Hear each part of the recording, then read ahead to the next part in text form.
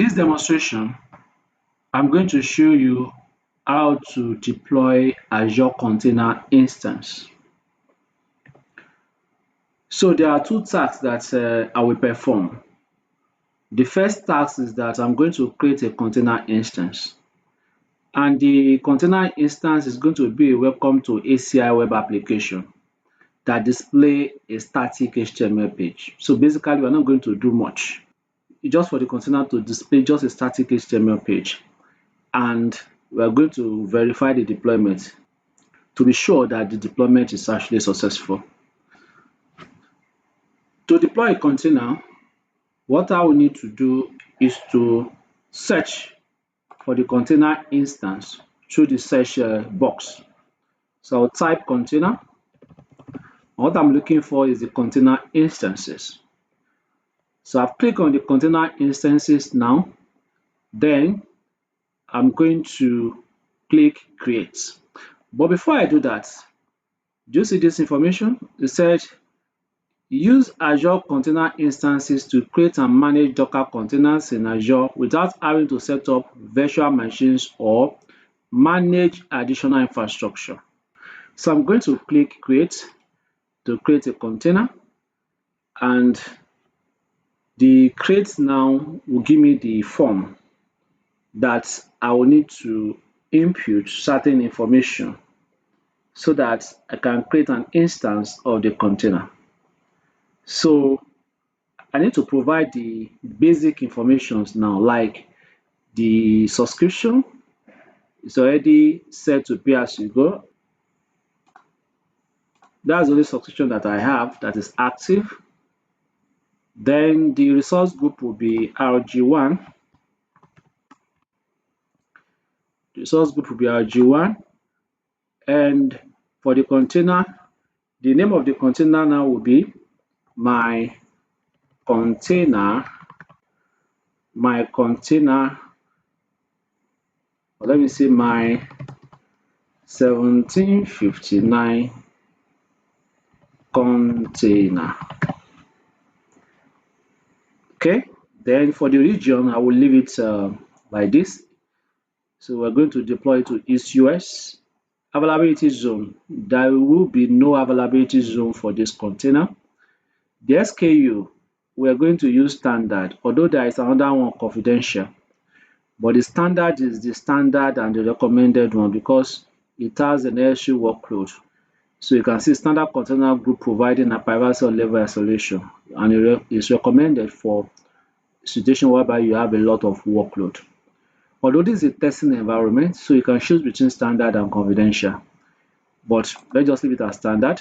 And for the image source, we're going to leave it as quick start images. So this will provide me with some kind of some set of images that we can use. This is one, this is another one, this is another one. These are sample images that we can use to start our container. So I'm going to use the first one there. You can see that's a mcr.microsoft.com/azure.aci-hello world latest, and is in Linux. This is just to display what? Simple hello world, and the size of the container in terms of RAM is 1.5 gigabytes, and it's one CPU. So you can see this is another one. This one will display sample Linux web server, and this one will display sample Windows web server. So let's leave it like this.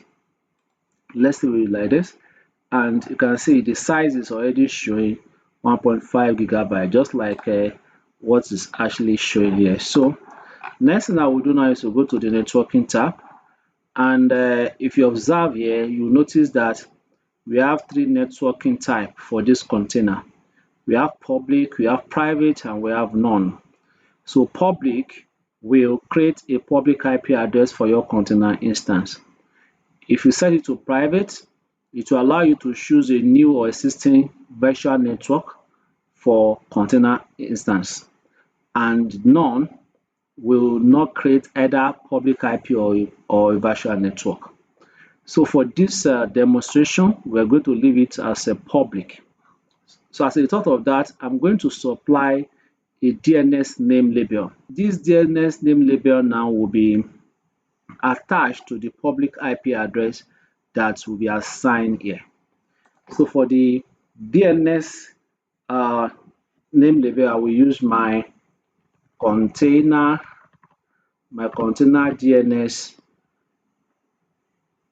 no, my container DNS, okay, let me say my 1759 container DNS. And then I'll go ahead and click review. So the review now will now cross-check those information that I supply.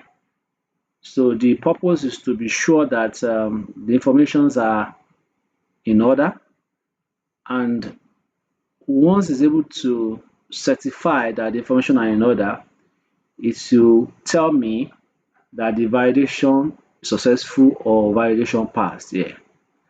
After which I will be able to click the blue button here. As we can see, validation passed. So I can go ahead now and click create. This will now go ahead to create this container instance in your Azure. So if you are following along with me, this is exactly what we need to do to create a container instance. So I'm going to pause this video and I will come back once it has finished creating the container. Now the deployment is successful. As you can see, your deployment is complete.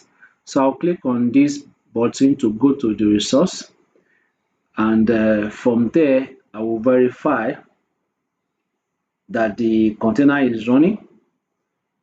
And how will I know that the container is running? The status should show me that the container is actually running. So if I now go to this place now and I'll click this URL, you remember the DNS name that I use.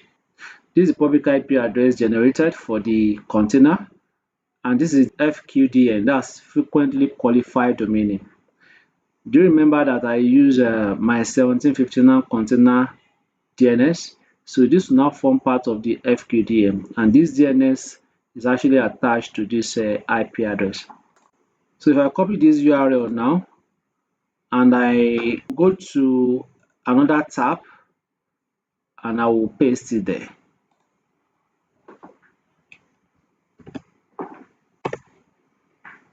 So you can see it said welcome to Azure Container Instance.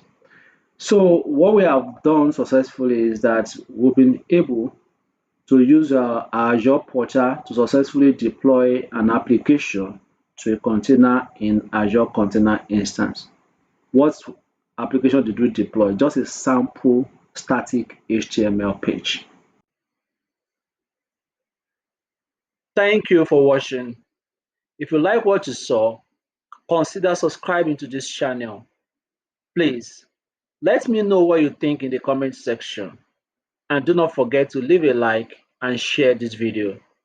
See you in the next one.